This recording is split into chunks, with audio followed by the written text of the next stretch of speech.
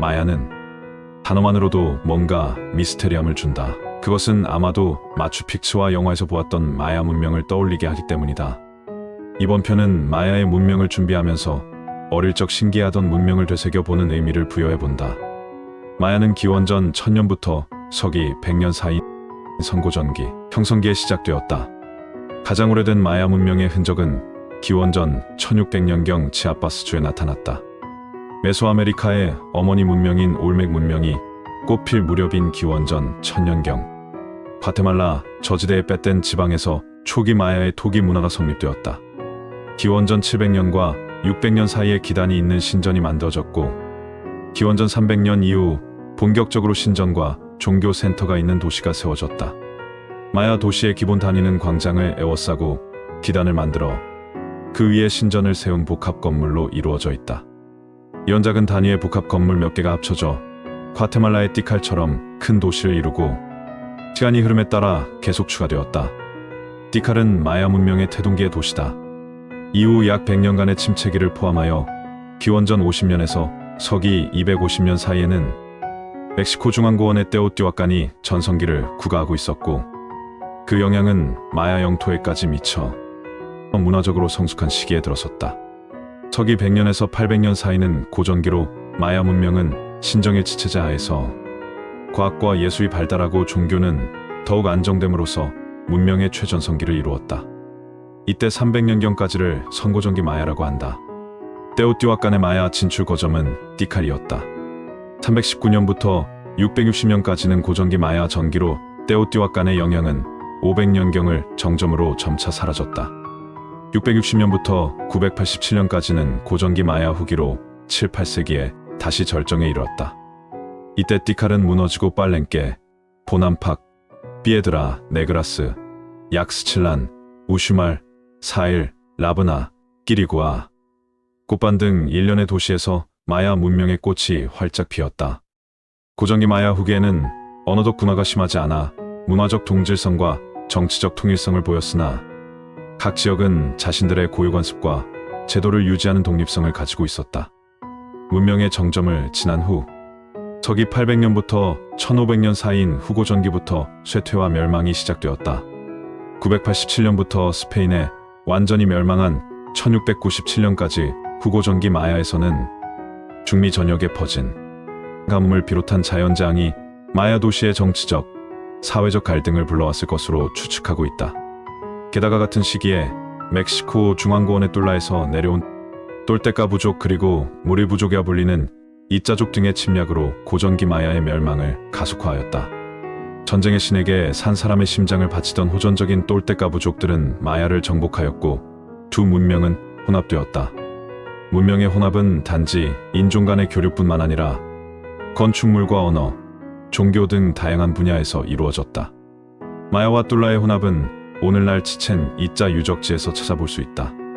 이 기간 동안 전쟁의 과학이 꽃피우는 대신 예술은 사라졌다. 이처럼 대문명 마야는 하루아침에 이루어진 것은 아니며 또한 고립된 환경에서 자생한 것이 아니라 오랜 기간에 걸쳐 외래의 여러 문화로부터 영향을 받아 창조의 길을 찾아온 문명이다. 역사에 대하여 잘 모르는 사람들은 피라미드가 이집트에만 있다고 생각하지만 멕시코, 과테말라, 벨리즈, 온두라스의 고산지대나 숨막히게 더운 정글 속 광활한 지역에 걸쳐 세련되고 아름다운 피라미드들이 암초처럼 솟아있다. 처음 이 거대한 구조물들을 발견한 사람들은 이집트나 그리스, 심지어 전설의 아틀란티스 문명과 관련을 짓기도 하였다. 하지만 많은 조사와 연구 끝에 학자들은 아메리카 고대 문명들이 구대륙과의 교류는 전무하며 여러 부족들이 지형이나 자연 환경 때문에 각각 고립되어 독자적으로 발전해온 고유의 문명이라는 것을 밝혀내었다.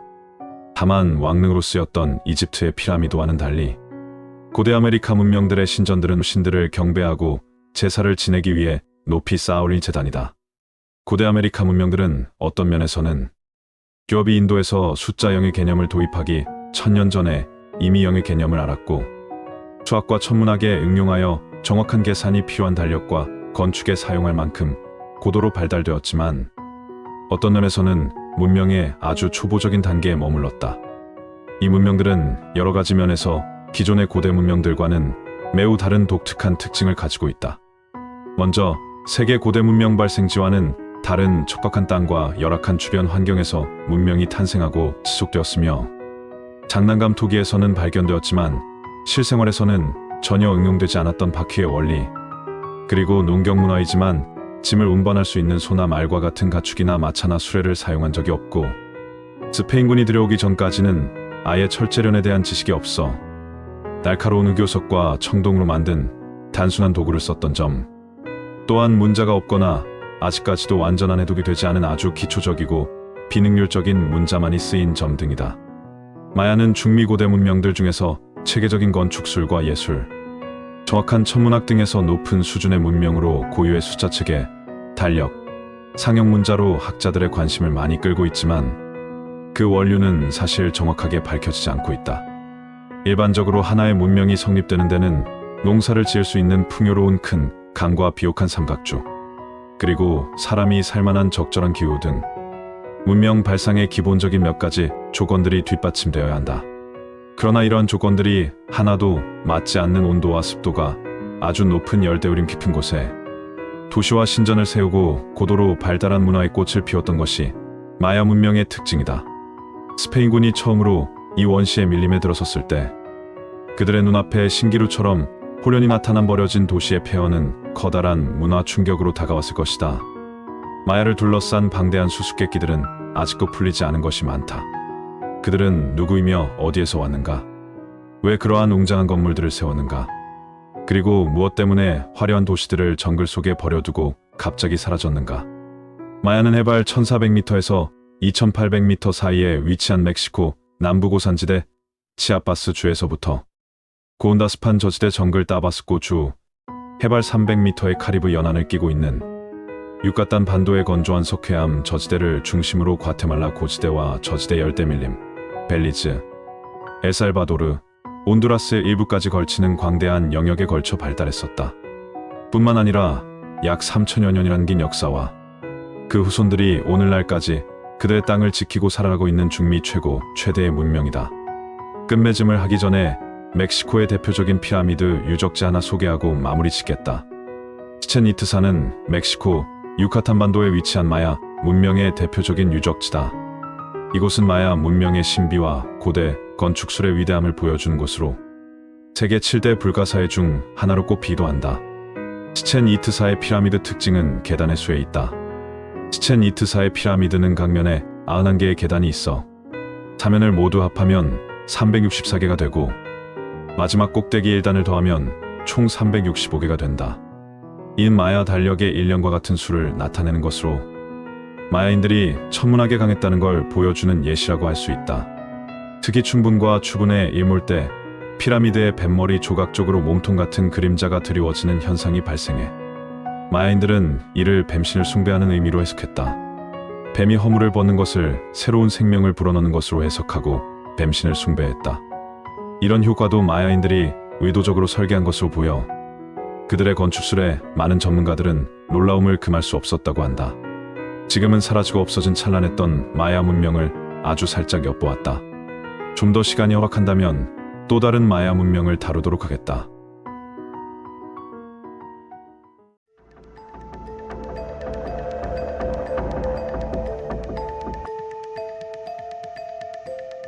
오파치란 시대를 벗어난 유물을 뜻하는데 그 당시 기술력으로는 도저히 만들 수 없는 유물이나 건축물 내지는 특별한 기법의 장치나 거석들을 말합니다. 즉 존재 자체가 설명이 안 되는 유물들을 일컬어 오파치라 하지만 많은 것들이 시대가 발전하며 그 비밀들이 풀리고 있습니다.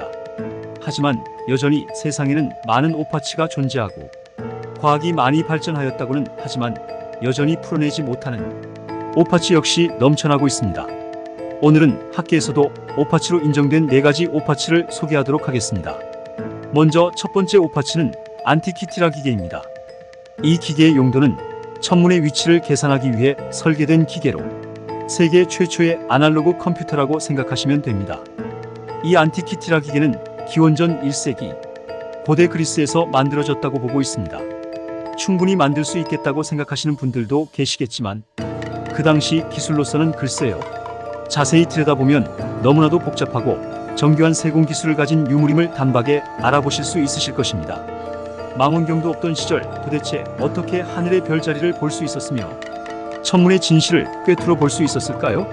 14세기 서유럽에서 천문학 시계가 처음으로 만들어질 때서야 이 안티키티라 기계는 나타났다고 합니다. 더욱 놀라운 사실은 천문학적으로 너무나도 정확해서 전문가들조차 혀를 내두를 정도라고 합니다.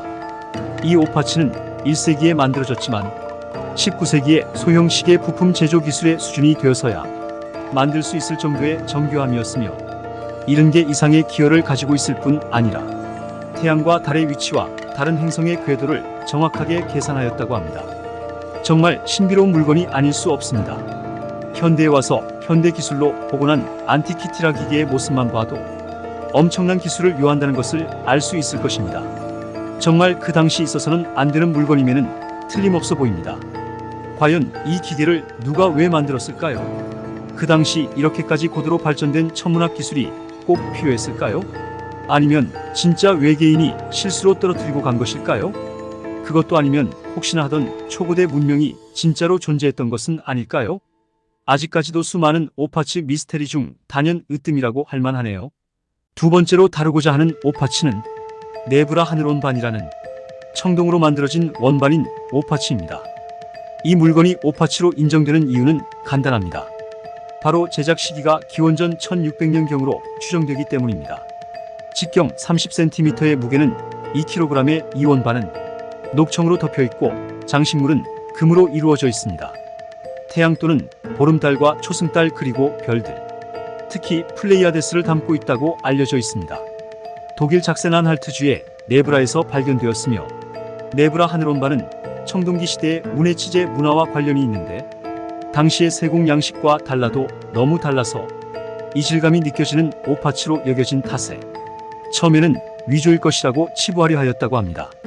하지만 위조라고 할 수 있는 그 어떤 증거도 찾지 못하여 지금은 진품으로 인정받고 있으며 전 세계에서 가장 오래된 천문 관측으로 2013년 6월에 유네스코 세계유산으로 등재되었습니다. 청동기 시대에 어떻게 천문에 관련한 유물이 존재할 수 있었을까요? 그저 신비롭고 대단하다고 밖에는 달리 할 말이 없습니다. 세 번째로 다룰 오파치는 파이스토스 원반이라는 오파치입니다.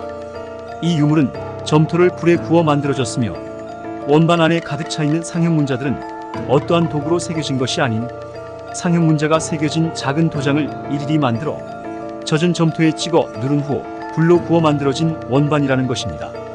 이는 현재 학계에서 인정하는 활자, 인쇄의 개념과 정확히 일치하고 있으며 우리가 알고 있는 10세기에서 11세기의 최초의 활자, 인쇄물보다 2500년에서 3000년이나 앞서 만들어진 최초의 인쇄물이라고 볼 수 있습니다. 이 유물이 오파치로 인정되는 가장 큰 이유는 이 유물이 발견되었던 장소와 그 시대의 어떠한 유물에도 이 같은 활자, 인쇄 관련 유물은 존재하지 않기 때문입니다. 만일 그 시대에 진짜 활자 기술이 있었다면 더 많은 자료가 남았어야 하며 그 이후 인쇄술이 엄청 발전했어야 했을 것입니다. 그 시대에는 어울리지 않는 기술이기에 오파치로 분류되는 것이 맞는 듯합니다. 또한 파이스토스 원반에 새겨진 상형 문자는 아직도 해독이 안 되고 있다고 하네요. 관련 고고학자들이 암호 해독을 시도하며 연구해봤지만 어떠한 단서도 찾지 못하였고 지금까지도 해독을 위해 연구는 계속되고 있다고 합니다. 과연 이 상형 문자들이 해독되면 우리가 그토록 궁금해하던 초고대 문명에 대한 답이 나오지 않을까요? 마지막으로 네 번째 오파치입니다. 일명 바그다드 전지로 알려진 오파치입니다. 전기도금 등의 전기화학의 기원이 되는 전지의 실용화는 1800년경에 발견된 볼타전지 이후라고 여겨졌으나 1936년 바그다드에 소재한 이라크 국립박물관의 고고학자들이 바그다드 동남쪽 후주트 라브와 인근 지역에서 기원전 3세기에서 기원 후 7세기 사이에 존재했던 파르티아 왕족이 유적지에서 진흙으로 만든 14cm 높이의 항아리를 발굴한 이후에 전기의 사용은 우리가 알던 훨씬 이전부터 사용했을 것이라는 가설이 등장하기 시작했습니다. 이 유물은 사산 왕조 페르시아 시대에서 페르시아 제국 시대에 만들어진 토기로 바그다드의 작은 마을에서 발견되었으며 발견 당시 과즙 성분이 추출되어 단순히 과일이나 과일주를 담는 용기로 알려졌지만 술단지라 하기에는 생김새가 특이했고 이 유물에서 전류가 흐른다는 사실이 밝혀지면서 전지의 일종인 갈반이 전지라는 주장이 제기되었습니다. 특이한 사항이 있다면 바로 내부 구조인데, 부리고 만든 직경 2.6cm의 길이 10cm가량의 원통이 개별적으로 안에 따로 들어있었다고 합니다. 이 항아리의 내부 구조는 사용된 금속만 다를 뿐 오늘날 사용하는 전지의 구조와 정확히 일치했기 때문에 이 진흙 항아리가 고대 전지라고 확신을 갖게 되었다고 합니다. 학자들이 내놓은 의견으로는 이 항아리의 용도가 전기 도금용으로 사용되었거나 종교 주술적 용도 또는 통증 완화를 위한 침습용이라는 주장 등 많은 의견들이 있었다고 합니다. 구리 실린더가 역청으로 밀봉되어 있다는 사실은 분명 그 안에 어떤 액체를 담아놓고 새지 않도록 한 것을 의미하며 철심이 공기 중에서 산화된 것이 아니라 산용액에 부식된 것과 같은 상태로 발견되었던 것은 그것이 어떤 종류의 산용액에 담겨져 있었음을 알 수 있다고 합니다. 서로 다른 이온화 경향을 갖는 금속들인 철과 구리 사이에 산성을 띤 액체가 있었다면 당연히 전류가 흐를 수밖에 없다고 합니다. 확실히 항아리 내부에서 전지와 같은 화학 반응이 있었던 것은 확실하다고 하니 2000년 전에 이미 전기를 사용했다고 밖에 달리 이해할 방법이 없네요. 어차피 미스테리라는 것은 그 당시의 시대를 살아보지 않은 이상 정답은 없는 것일지도 모르겠습니다. 현 시대에서 오파치라고 판명이 된다 해도 먼 훗날 별거 아니었을 수도 있을 테고, 지금 별거 아니라고 확신하며 무시했던 흔하디 흔한 돌멩이 하나가 먼 훗날 새로운 오파치 내지는 어떤 쓰임새로 말미암아 금보다 더한 가치가 생길 수도 있을 테니 함부로 단정 지어서는 안 된다는 것이 저의 생각입니다. 지금까지 세상에 존재해서는 안 될 오파치 4가지였습니다.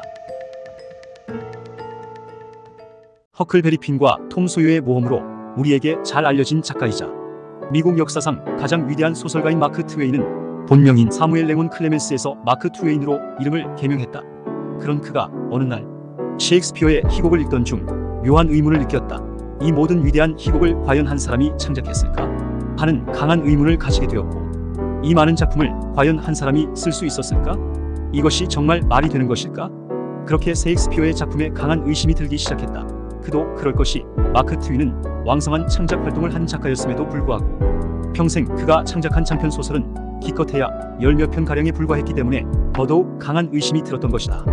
셰익스피어의 활동 기간은 고작 20여 년 정도로 매우 짧았으며 그 기간 동안 40편이 넘는 작품을 창작하였으며 그중 절반 이상은 세계 문학사에서 길이 남을 중요한 작품으로 기록되고 있을 정도이니 같은 작가 입장에서 볼 때 도저히 말이 안 된다고 생각했을 것이다.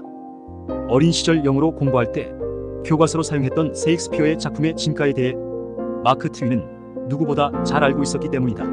그가 노년으로 접어들었을 즈음 미국 문학의 아버지라는 이야기를 듣기 시작하자 그는 오만하게도 자신을 셰익스피어와 동급의 작가라고 생각하기에 이르렀다. 하지만 셰익스피어의 전집을 차근차근 읽어본 트웨인은 자신의 판단이 틀렸다는 것을 뼈저리게 느꼈다고 한다.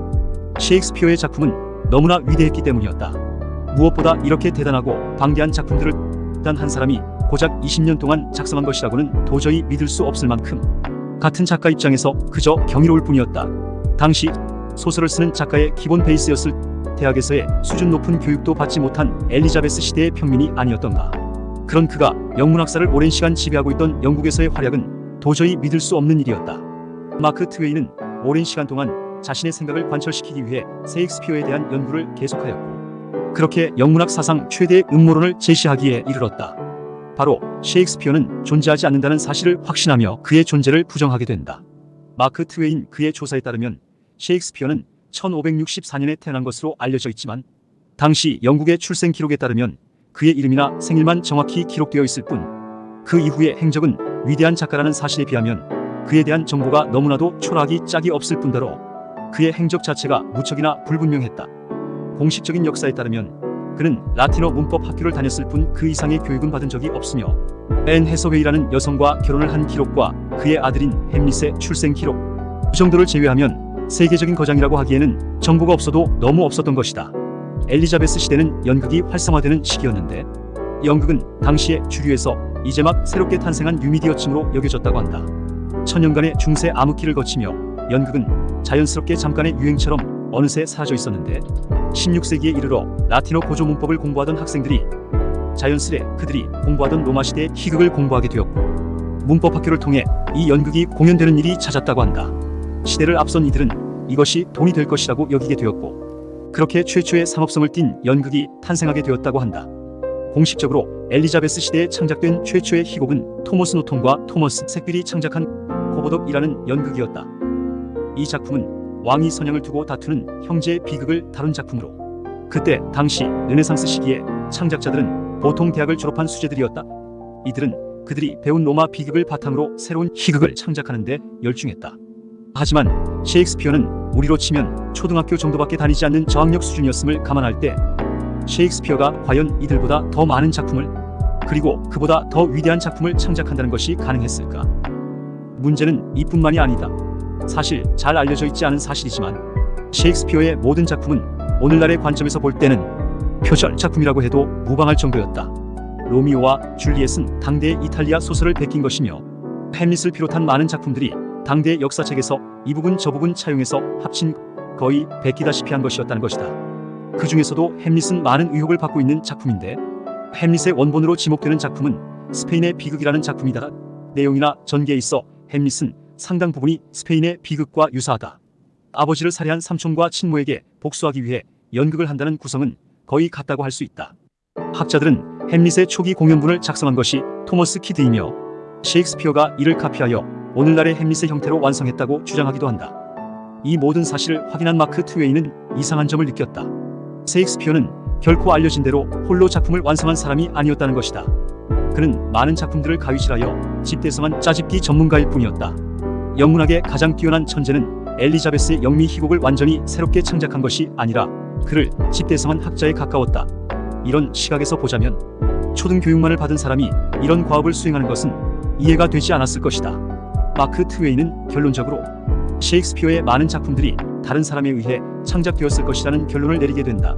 적어도 이 작품을 모두 정리할 수 있는 권위나 문법적인 학식에 있어서 천재라고 불릴 수 있을 만한 사람만이 할 수 있는 일이었기 때문이다. 셰익스피어는 엄청나게 많은 신조어를 만들어낸 작가이기도 하다. 과장을 해본다면 16세기경 새롭게 등장한 단어들은 모두 그가 만들어낸 것이라고 할 수 있다. 영어 사전에 따르면 2000단어 이상이 그의 작품을 통해 창조된 것이다. 한 명의 작가가 이런 일을 수행하는 것이 과연 가능한 일이었을까? 이에 대해 영국의 극작가인 버나드 쇼는 그가 여러 명의 협업을 통해 창작한 작가라는 주장을 제기하기도 했다. 하지만 마크 트웨인의 주장은 그보다는 더 과격했다. 그는 셰익스피어는 애초에 존재하지 않는 작가이며 그 작품을 창작한 것은 셰익스피어가 아닌 프란시스 베이컨이라고 주장을 했다. 아는 것이 힘이다로 알려진 베이컨은 유럽 철학사에서 최초로 귀납론을 주장한 철학자로 알려져 있다.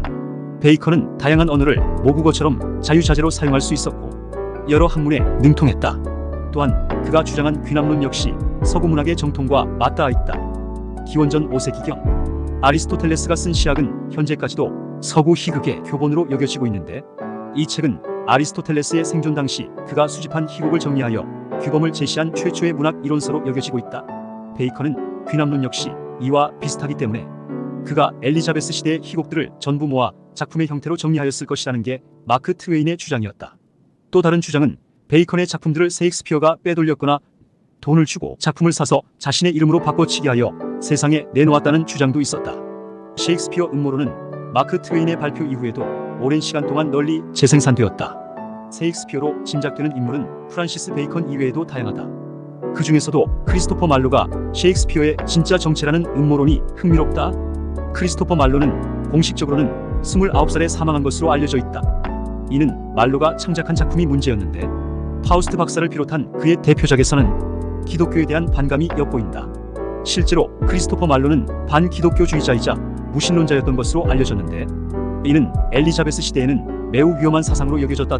따라서 그는 기독교인에 의해 암살되었다고 알려졌지만 사실은 그는 생존해 있었고 셰익스피어와 신분을 바꿔치기 했다는 가설이 떠돌았다.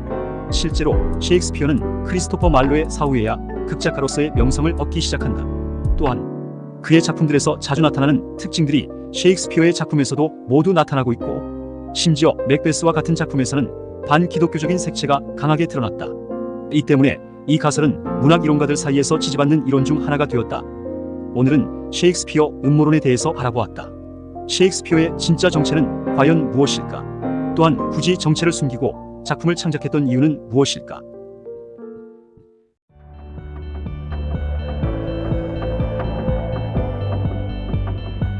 우리는 동화 속 바보 온달은 제목 그대로 바보로 알고 있었습니다. 평강공주가 바보 온달을 사랑해서 지극정성으로 내조했기 때문에 성공했다는 위인전을 읽으며 자라왔기에 지금까지 바보 온달은 그저 바보라고만 알고 있었습니다. 하지만 시간이 흘러 현대에 이르러서 밝혀진 사실은 실로 놀라울 수밖에 없었습니다. 우리가 알고 있던 바보 온달은 그저 어느라고 생각이 짧은 바보가 아닌 한국말이 서툴었던 외국인, 그것도 백인이었다고 합니다. 과연 그것이 사실일까요? 오늘은 그동안 미처 알지 못했던 미스테리 속 바보 온달에 대하여 알아보겠습니다. 바보 온달. 그는 백인의 얼굴을 가지고 있습니다. 이상하다고 생각하지 않으십니까? 정말 어리석은 바보였을까요? 만약 그가 정말 어리석은 바보였다면 아무리 평강공주가 지극정성으로 돌봤다고 하여도 결코 장군이 될 수 없었을 것입니다. 그렇다면 그는 정말 백인이며 한국어가 서툴렀던 미국인일까요? 아니면 영국인일까요? 세간에는 정확히는 오늘날 우즈베키스탄에 살던 서역인 페르시아 튀르크 혼혈으로 추정된다고 합니다. 당시 당나라는 활발한 실크로드 무역으로 상당수 서역인들이 거주했는데 출신지를 따라서 성씨를 지었다고 합니다. 강 씨는 사마르칸트, 안 씨는 부하라, 석 씨는 타슈켄트 이런 식이었다고 합니다. 가장 유명한 게 알록살이죠. 온 씨도 당시 서역인들의 성씨라고 하더군요. 고구려 평온왕이 왕권을 강화시키려고 사마르칸트 이민족 출신인 온달을 아는 사람을 사위로 삼았다는 설도 있습니다. 하지만 여기서 끝이 아닙니다. 그렇다면 온달은 실제로 어떤 사람이었을까요? 사람들은 온달 장군을 단지 신화 또는 전설로만 생각합니다. 하지만 그렇지 않습니다.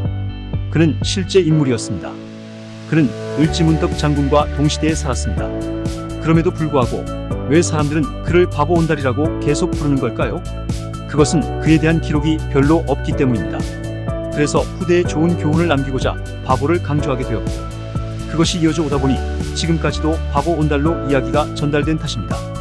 그렇다면 우리가 이미 알고 있는 온달 장군 이야기를 간단히 말씀드리겠습니다. 옛날에 고구려 평양성 요새의 온달이라는 바보 같은 사람이 살았습니다. 평온왕에게 평강공주라는 딸이 있었는데 그녀는 눈물이 많았던 울보였다고 합니다.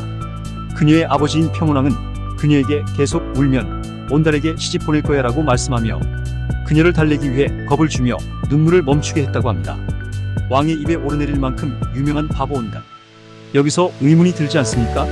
그저 평민이거나 바보가 맞다면 어찌 왕이 알고 있으며 평강공주 또한 누구인지 잘 알고 있었기에 눈물을 그치게 하려고 했을까요? 추측컨대 온달은 그저 흔한 평민이거나 그저 멍청한 바보는 아니었던 것입니다. 나중에 평강공주와 결혼까지 한 것을 보면 그의 신분도 어느 정도 위치에 있었다는 말이 되기 때문입니다. 한나라의 공주를 출신이 낮은 아무나에게 시집 보내지는 않으니까요.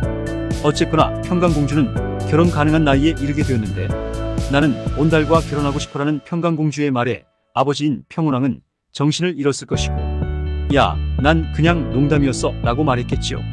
그렇게 당황하며 말하는 왕에게 공주는 한나라의 왕이 어떻게 그렇게 자주 거짓말을 할 수 있지? 라고 말하며 궁전을 떠나 온달의 집으로 갔다고 합니다. 그래서 온달 장군은 평강공주와 결혼하게 되었습니다. 평강공주가 착한 아내가 되어줌으로써 온달은 고구려의 장군이 될 수 있었습니다. 그러나 책에서 읽었던 것처럼 바보 온달은 불행히도 나중에 전투에서 죽음을 맞이했습니다. 이것이 우리가 알고 있던 바보 온달과 평강공주 이야기입니다. 그렇다면 온달은 실제로 어떤 사람이었을까요? 정말 어리석고 멍청한 사람이었을까요? 우리는 두 가지를 살펴봐야 합니다. 첫째, 그는 장군으로서 대영이라는 칭호를 얻었습니다. 이는 매우 높은 직위입니다. 만약 그가 정말 어리석은 사람이었다면 장군이 될 수 있었을까요? 둘째, 그는 평강공주의 남편이 되었습니다. 고구려와 같이 사회화가 철저한 사회에서 가족이 없고 겸손한 가난한 출신의 멍청하고 바보 같은 온달이 왕의 사위가 될 수 있었을까요? 위에서도 언급했듯이 온달은 높은 직위를 가진 인물이었을 것입니다. 그래서 나온 가설 중 하나가 온달이 서역에서 건너온 백인이었을 수도 있다는 가설입니다. 삼국사기의 온달 기록을 살펴보면 그는 발의 얼굴과 순수한 마음을 가졌으며 온달 어리석은이라고 불렸다고 합니다. 지금까지 발의 얼굴은 창백하거나 건강하지 못한 것으로 해석되어 왔습니다. 그러나 잠시 생각해 보십시오. 장군 직위를 획득한 온달이 약할 수 있었을까요? 논리적으로 이해하기 어렵습니다. 최근에는 발의 얼굴이 공정한 피부의 백인을 가리킨다는 주장이 나오고 있습니다. 만일 온달이 백인이었다면 그의 나라는 어디일까요? 미국? 아니면 영국? 여기서 두 가지 큰 의문이 드는 이론이 있습니다. 첫째, 우즈베키스탄의 사마르칸드 출신일 가능성이 있습니다. 우즈베키스탄이라는 나라는 정말 멀리 있는 나라인데요. 삼국시대에는 우즈베키스탄, 이란 예전에 페르시아, 심지어 비잔티움 제국과 국제 교류를 했습니다. 그 당시 무역 시간은 낙타의 걸음 시간으로 계산됩니다. 그래서 우즈베키스탄에서 낙타의 걸음으로 계산하면 8달 후에 한반도에 도착했을 것입니다. 이리저리 돌아가고 잠시 쉬는 타임까지 치면 1년이 걸려서 도착할 수 있었겠네요. 그 당시 국제 교류가 활발했다는 증거로 삼국시대 유물 속에 서구인들이 사용했을 많은 유물들이 출토된 까닭이기도 합니다. 옛 자료를 찾아보게 되면 놀랍게도 사마르칸드의 왕실 성씨가 옹이었습니다. 둘째, 그는 투르크족이라는 이론이 있었습니다. 551년에는 투르크족인 공룡 또는 공룡으로도 불렸던 대전쟁을 고구려에서 벌였습니다. 그래서 약 1000명의 포로가 고구려로 끌려왔다는 기록이 있습니다. 시간적으로 보면 포로로 끌려온 투르크인의 자손이 결혼 후 아들을 낳으면 그 아들은 온달과 동등한 나이가 될 것입니다. 그렇게 보면 온달은 다문화 가정에서 자랐다고 볼 수 있습니다. 지금의 다문화 아이들이 그렇듯이 온달 역시 고구려에서 사용된 언어가 완벽하지는 않았을 것입니다. 아마도 조금은 부자연스러웠을 테고 그로 인해 고구려인들에게는 어눌한 바보처럼 보였을 것입니다. 그는 결국 커뮤니케이션을 잘하지 못했고 다른 시민들과는 다르게 보였을 것 같습니다. 그러다가 갑자기 사람들이 그는 말도 제대로 못한다고 말하기 시작하게 되고 그가 흰 얼굴의 어리석은 사람으로 인식된 것으로 가정하는 것이 가능성이 가장 클 것입니다. 그렇다면 그는 혼혈일까요? 아니면 양부 모두 외국인일까요? 그의 어머니는 고구려 출신이었습니다. 그의 아버지에 관한 기록은 없습니다. 그러나 이런 일들은 조선시대까지 계속되었습니다. 장현실을 아시나요? 장현실도 다문화 가정에서 자랐습니다. 장현실의 기록에는 어머니는 동네 기생 출신으로 부산과 광희의 기생이었다고 기록되어 있습니다. 그의 아버지는 원나라 출신 중국인이었다 라고만 기록되어 있습니다. 그렇다면 외국인의 아들이 어떻게 장군이 될 수 있었는지 궁금하실 것입니다. 당시 고구려를 통치하던 것은 25대 왕 평원왕입니다. 왕은 정말 허수아비였습니다. 귀족들은 혼란스러워하고 서로 싸워서 힘을 다투고 있었는데 그런 상황에서 왕 평원은 궁중의 권력을 강화할 방법을 고민했습니다. 그는 한 가지 결론에 이르렀습니다. 군대를 조직하자. 그렇게 시작된 무예대회가 있었는데 매년 3월 3일에는 무예대회가 개최되었습니다. 거기서 승리하면 지위나 출신에 관계없이 군대에 스카웃되어 키울 수 있었습니다. 온달은 거기서 1등을 차지했습니다. 그래서 즉시 스카웃되었습니다. 이것이 온달 이야기의 공식 역사입니다. 하지만 그것이 끝이 아닙니다. 더 큰 논란이 있습니다.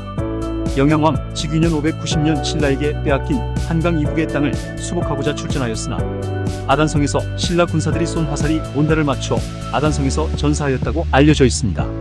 그 당시 고구려, 신라, 백제 사람들은 이 비옥한 땅을 차지하기 위해 많이 싸웠습니다. 한강 위례성은 백제의 수도였습니다. 장수왕은 결국 이 도시를 고구려 영토로 만들었습니다. 문제는 장수왕의 죽음 후 고구려는 100년간 혼란스러웠습니다. 귀족들이 서로 싸우고 그 사이에 신라가 와서 이 지역을 차지했습니다. 이 모든 것을 마지막으로 정리한 왕은 평원왕이었습니다. 평원왕 이후의 왕은 영양왕이었고 온달은 그때 발언했습니다. 우리 땅을 되찾자. 옛 고구려의 땅을 되찾자. 그러자 고구려의 왕이 그에게 말했습니다. 좋아, 가서 그들을 파괴하라. 그렇게 하여 온달은 전쟁 중 사망하게 되었습니다. 문제는 온달이 싸우러 가기 전에 유언 같지 않은 유언을 남겼다는 것입니다. 저는 죽어도 돌아오지 않겠습니다. 주경과 초령 북서쪽에 우리 땅을 되찾을 때까지. 주경과 초령 북서쪽은 지금의 충청북도 단양에 있었고 그 동네로 내려갔다고 합니다. 그곳에서 전투를 시작했습니다. 그 동네에 가면 지금도 온달산성이라는 산성이 있습니다. 그가 거기로 내려가서 산성에서 전투를 벌인 뒤에 사망했다고 합니다. 온달은 어리석은 사람이 아니었습니다. 우리가 고구려의 세 대장군에 대해 이야기할 때 보통 을지문덕, 연개소문, 온달에 대해 이야기합니다. 그는 연개소문과 같은 문장에 들어갈 만큼 훌륭했습니다. 그리고 만약 그가 사마르칸드 출신의 백인이었다면, 만약 그가 정말로 다문화적인 가정에서 자랐다면 우리는 그가 많은 단점을 극복하고 실력으로 고구려의 장군이 되었던 자기 민족의 영웅임을 기억해야 한다고 생각합니다. 그리고 솔직히 말해서 우리는 그에 대한 충분한 역사적 기록을 가지고 있지 않습니다. 우리는 어딘가에 숨겨져 있을 온달 장군이 역사 기록을 찾아내고 더 많은 연구를 해야 한다고 생각합니다. 과연 바보 온달은 정말 바보였다가 평강공주의 내조로 장군이 되었을까요? 아니면 처음부터 백인 혈통의 유전자로 우람한 장수로의 자질이 갖추어진 높은 왕족이었을까요? 인류의 역사를 정확하게 알고 있는 사람은 아무도 없을 것입니다. 그리고 시간은 과거에서처럼 현재인 지금도 흘러가겠지만 먼 미래가 된다 해도 현재인 지금 흐르고 있는 모든 역사를 정확하게 기억하기란 쉽지 않을 것입니다. 다만 미래의 후손들을 위하여 현재에 살고 있는 우리들은 타임캡슐이나 기타 등등 많은 자료들을 남기고자 노력해왔습니다. 안타깝게도 먼 과거 시대에는 지금과 같이 기록을 남기기 위한 고도의 기술이 그리 발달하지 못했기에 현재 우리에게 남겨진 과거에 대한 기록은 전무후무할 것입니다. 그럼에도 방사선탄 소연대 측정법이나 다양한 기술을 총동원하여 미처 밝혀지지 않았던 수많은 미스테리들이 하나하나 밝혀지고 있습니다. 물론 기술이 좀 더 발전한 미래에 갔을 때 지금 현재의 정답들이 오답이 될 수도 있겠고 지금까지 우리가 밝혀내지 못했던 미스테리들이 모두 밝혀지는 날이 오리라 믿습니다. 어쨌거나 현재 우리의 과학으로 속속들이 밝혀지고 있는 미스테리지만 아직까지도 도저히 밝혀지지 않은 미스테리들이 많이 있습니다. 그래서 이번에는 아직까지도 미스테리로 남아있는 그 미스테리를 하나 소개하겠습니다. 광활한 바다는 수많은 미스테리를 품고 있는 곳입니다. 지구에서 가장 무서운 것 중 하나가 불과 함께 거론되는 물일 것입니다. 그만큼 물로 가득한 바다에서는 무시무시한 사건들과 전설들이 생겨나는데 오늘 첫 번째로 소개해드릴 이야기는 해양 역사상 가장 미스테리로 남아있는 메리 셀레스트 호에 대하여 소개하겠습니다. 이 메리 셀레스트 호에 대한 해석은 많지만 아직까지도 미스테리로 남아있고 역사상 가장 희한한 미스테리 중 하나로 남아있습니다. 자, 그럼 메리 셀레스트 호에 대한 미스테리를 시작하겠습니다. 1872년에 어느 날 벤자민 브릭스 선장은 그의 아내와 딸들과 함께 늘 함께 동행하던 선원들을 태우고 뉴욕시를 출발하여 드넓은 바다를 향하여 항해를 시작했습니다. 브릭스는 이탈리아 북부에 위치한 제노바항으로 가기 위해 대서양을 건너 항해할 예정이었습니다. 그러나 메리 셀레스트 호는 한 달 뒤 뉴저지에서 제노아로 가는 다이 그라시아라는 이름의 또 다른 배에 탄 선원들에게 발견됩니다. 다이 그라시아 선원들은 바다에서 무엇인가 이상한 것을 목격하게 됩니다. 배의 조타수는 곧바로 선장 모 하우스에게 메리 셀레스트 호에 대하여 배가 비효율적이고 이상한 방식으로 자신들을 향해 움직이고 있다고 보고합니다. 모 하우스는 즉시 뭔가 잘못되었다고 의심을 했고 낯선 배가 자신들에게 가까워질수록 두려움도 커졌다고 했습니다. 혹여 해적선이나 유령선은 아닐까 하며 노심초사하였다고 합니다. 그렇게 겁에 질려 있었지만 선장은 선원들을 다독이며 다이 그라드 선원들에게 작은 배를 띄워 그 음산한 배를 조사하도록 했습니다. 선원들은 곧 그 배의 정체를 알고는 놀라지 않을 수가 없었다고 했습니다. 그렇지 않아도 해적선이다 유령선이다 하며 잔뜩 겁에 질려 있었는데 메리 셀레스트 호는 마치 오래된 유령선처럼 보였기 때문입니다. 메리 셀레스트 호는 말 그대로 유령선처럼 텅 비어 있었고 누군가 억지로 버려둔 것처럼 완전히 버려진 채 조류에 힘쓸려 자신들에게 다가왔다는 것을 알았습니다.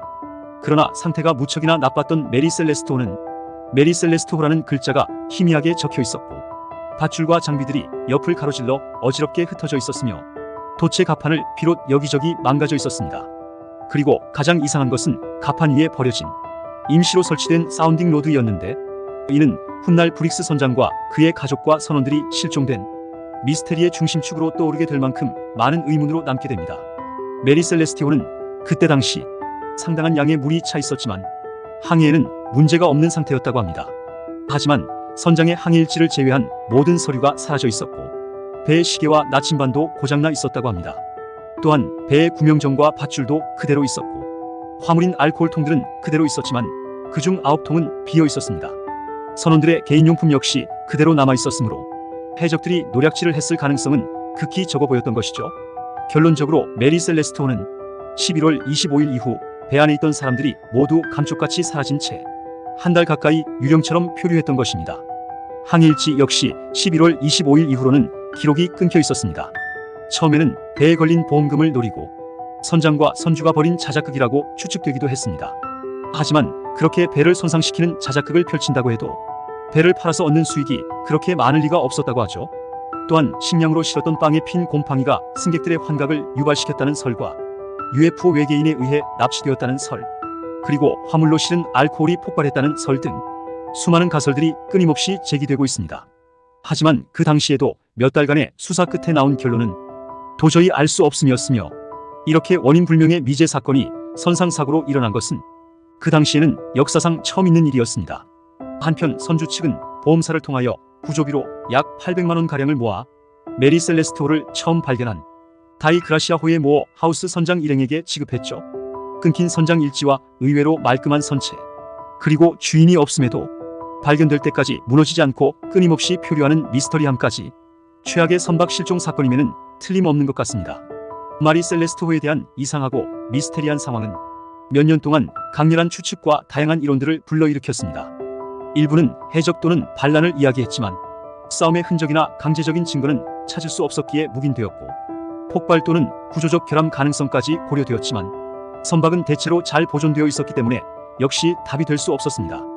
결국 메리 셀레스토호에 대한 조사와 그리고 이후의 인양 시도를 포함하여 마리 셀레스토호의 선원들이 사라진 진짜 원인은 아직까지도 알려지지 않고 있습니다.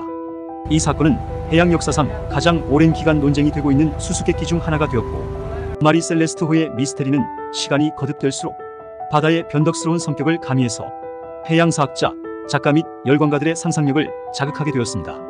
앞서 설명한 바와 같이 이 사건은 해양 역사상 이례적인 사례 중 하나로 남아있으며 여전히 연구 및 탐구의 대상으로 남아있습니다.